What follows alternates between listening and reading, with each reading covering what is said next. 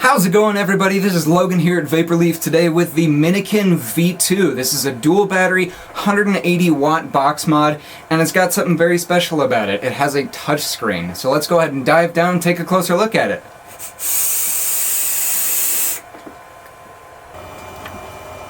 Alright guys, so here we are up close and personal with the Minikin V2. First off, the build quality is really nice. It's got some heft to it, it's all metal.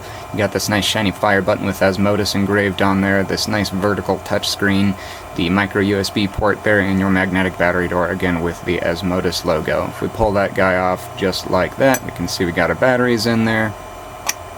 Get it back on, no problem, super easy, nice and sturdy as well. If we turn the device off, that's going to be those 5 quick clicks. It'll say system off, back on, it'll give you that boot up logo, and then boom, we're ready to vape. On the screen you can see we have both batteries on there. We have the resistance, the voltage, the wattage, the puff counter, the total time vaped on your last vape, and then the mode that we're in. Now you can see now if I touch the screen, it just says slide to unlock.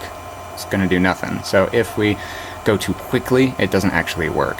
So you got to go a little bit slower, and then you can tap on whatever you need to change the value of it. It's very intuitive, really simple. It really seems like they made a touchscreen because it made sense, not for the sake of having a touchscreen. I really like that about this device. And every time you go back to the main screen, you unlock again. So it automatically locks itself every time you press the fire button.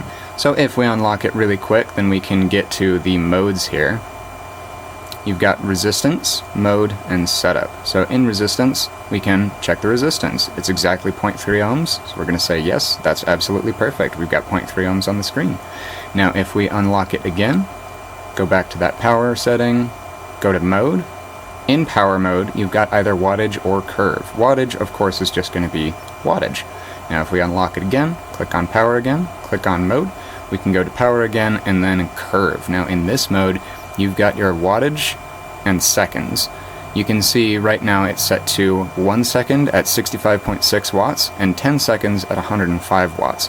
Now that's basically just messing around with the settings. That's not really a good place to be in this mode. What you would usually use this for is like a preheat or something like that. So you can say for the first quarter of a second, I want it to put out the full 180 watts, but then after that I need it to be about 60 watts. So even maybe for 3 seconds we'll have it set to 60 watts, but then it starts to get really hot, so we'll set it to 30 watts. It's almost like a form of temperature control. You have all those modes for setting your preheat at each time period. It's really clever. I really like that mode. Now if we slide to unlock again, click on curve, click on mode, click on coil, that's where all of our preset temperature control settings are. We've got nickel, stainless steel 316, stainless steel 317, and titanium. Now if you don't want to use the boring old temperature control settings, then you can go into TCR. You can actually set the coefficient of resistance for your coils.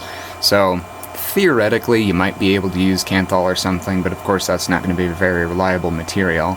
What you're more likely to use is nickel, stainless steel, titanium, maybe even nichrome, and maybe even hybrid wires. And then that way you can figure out what the coefficient of resistance is for your coil, and then you can vape exactly as you need it. It's really clever for the temp control settings. Now, in this mode we see TCR at the bottom, our maximum temperature instead of just wattage, and our maximum wattage. Now again, if we slide to unlock, we can tap on our temperature, change our temperature, tap the fire button, slide to unlock, press our wattage, and change our wattage. Super simple, super intuitive. Again, really impressed with the way that they set this up.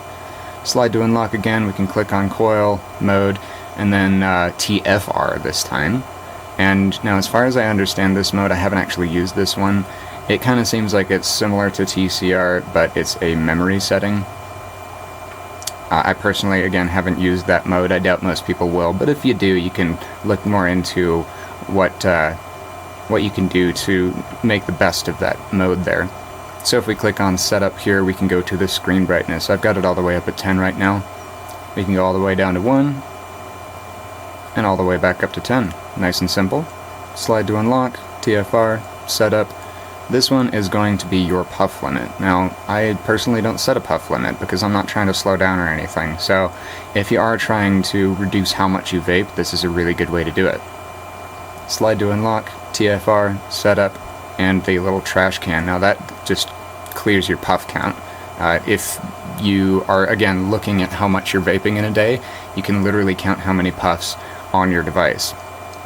If you don't care, then don't worry about it, but it's always going to show those puffs in the bottom left corner there. So now I'm just going to set it back to where I want it. I'm going to click on coil, mode, power, power. We're back at 80 watts. That's exactly where I want it, so let's go ahead and bring it up top and see what it's like.